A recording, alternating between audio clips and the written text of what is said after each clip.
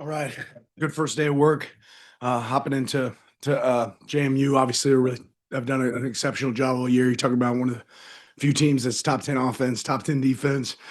You watch our offense; they create explosive plays all over the board. Their quarterback can run the ball. Their running back can run the ball. They extend it down the field.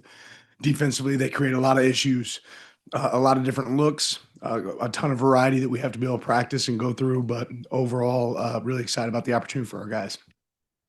Sorry, over to Zach. Zach? Talk about the challenges facing Tosh and Will. It's one thing to talk about them and what they're dealing with, but it's another thing to actually do it. How have you seen him kind of face these challenges the past few weeks? Yeah, they've handled the prep great, right? When you got two jobs and they're doing their job here at Oregon. A total level of focus and commitment on their part. There's a lot of guys in this building. They know that this has never been just about them, right? On either side of the ball, we have a lot of coaches involved in that prep, but ultimately they're handling it really well. We'll go to James, front row. It's been like having both Gary and Dak back on the field, and just how close is Evan to potentially playing here in the playoffs, Dan? Yeah, everybody's closer than they were yesterday. It's good seeing guys out there. Eric, second row. And I'm wondering, just a younger group going into this for the first time, kind of what have you seen and kind of what's been the messaging about just taking this one day at a time and all that? I mean, you just said it. It's one day at a time. Your routine, you try to keep the same. It's a new group, but this group has experience. They've played a lot of games this year, and it isn't just another game, right? It's different from that standpoint, right? It's an elimination game, but these guys know what the prep looks like. Curious what you guys maybe changed or what you kept the same from the process preparing for a playoff game last year, what you did with the extended break. Yeah, I'm probably not going to hop into the details there, but we have a plan. In the back, Jack. Coach, we talked about how special it was to play a playoff game here at Autzen, especially for the fans, but you got a couple local kids. Have you talked to the local players just about how special this is for them as well, especially for a player like Bryce who's ending his college career with a home playoff game? Yeah, we talked about it back when we played here before. That this hopefully this isn't our last opportunity to play on this field, and obviously guys like that are really excited. We had a senior day here, right, and a lot of those guys were wondering, is this going to be my last moment to get to play there? And we knew if we took care of business, there'd be another opportunity. Back to Zach in the front row. How has your team benefited from this time off? You said it'd be good for them to kind of get away from the program for a few days. How have you seen that kind of come to fruition? Yeah, able to finish up strong academically, a chance for us to be able to do a reset as a coaching staff and evaluate what are we doing really well, what do we need to improve, what wrinkles can we add, and then just a continued growth opportunity for our players. Next one, James. Can you take us into what Drew's involvement has been already, just in terms of game preparation and planning, but then also in game calling and et cetera? Yeah, I mean, there's a ton of involvement. I mean, since the day we got here, Drew's been very strategic in all elements of our game plan, run game, pass game, included personnel changes. He's had a lot of that, but every single offensive coach has been really, really involved in that. Back to Zach. Do you have any idea if there will be early enrollees from this past class that will join you throughout this week and as you go on through the bowl prep? Yeah, it'll all start really for us in January. Eric, second row. What stands out about their quarterback and just kind of what he's able to do, especially with his legs? Yeah, you said it. Like, he can win with his legs, but I think what he doesn't get enough credit for is the ability to connect on deep balls downfield. They're a team that has a great play action game, and they're able to hit shots, on post routes and able to attack you down the field vertically. But obviously, he can run and creates an 11th hat.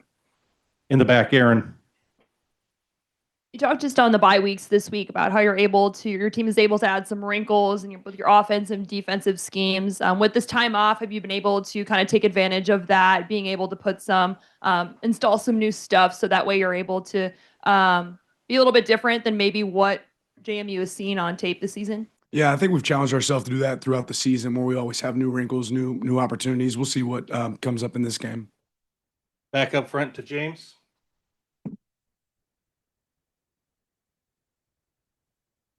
What do you think it is, Dan, that over your time to now have 3 coordinators in Power 4 jobs? There's not too many coaches who can claim that. I think you and Kirby, maybe Dabo at times. What is it that you do that enables your coordinators to have that level of success already? It's one thing to have it on offense with the agency that Kenny and Will had, but for Tosh now too.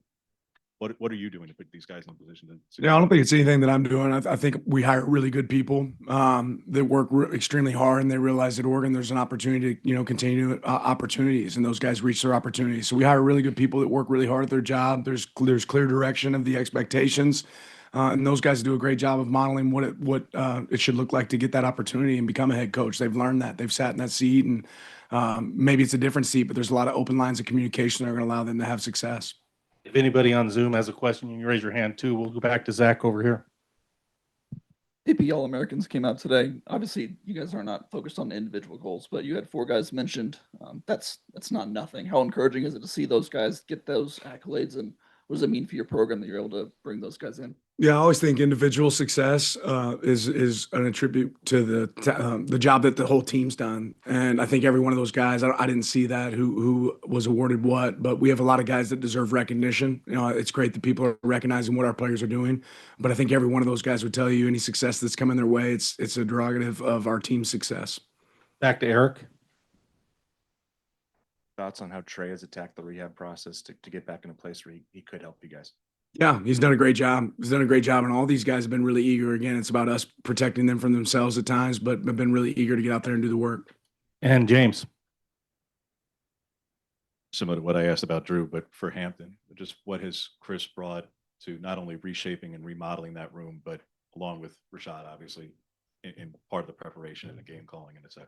Yeah, I mean, every guy is in charge of individual pieces of the game plan, but obviously, Coach Hamp's done an outstanding job. I think our secondary units grown and gotten better every single year, and that's credit to Coach Hamp and Rashad and the job that they've done, Coach Wadood, and really just the entire defensive staff, but very involved. We make all of our decisions together. It's very few times that we split off into different rooms to make decisions. We come back and collectively and say, hey, what's good, what's not good, and work through those details. But he's an outstanding coach and excited for his opportunities here. If you're on the Zoom, you want to ask a question, please turn on your camera. We'll go to Adam first.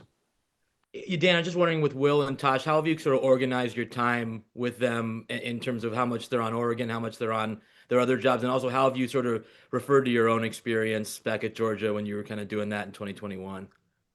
Yeah, ultimately, it's been when we're here at work, like our hours haven't changed, and when we're here, it's focused on Oregon, right? And then outside of that time is when you have the opportunity to work on things for your other opportunities.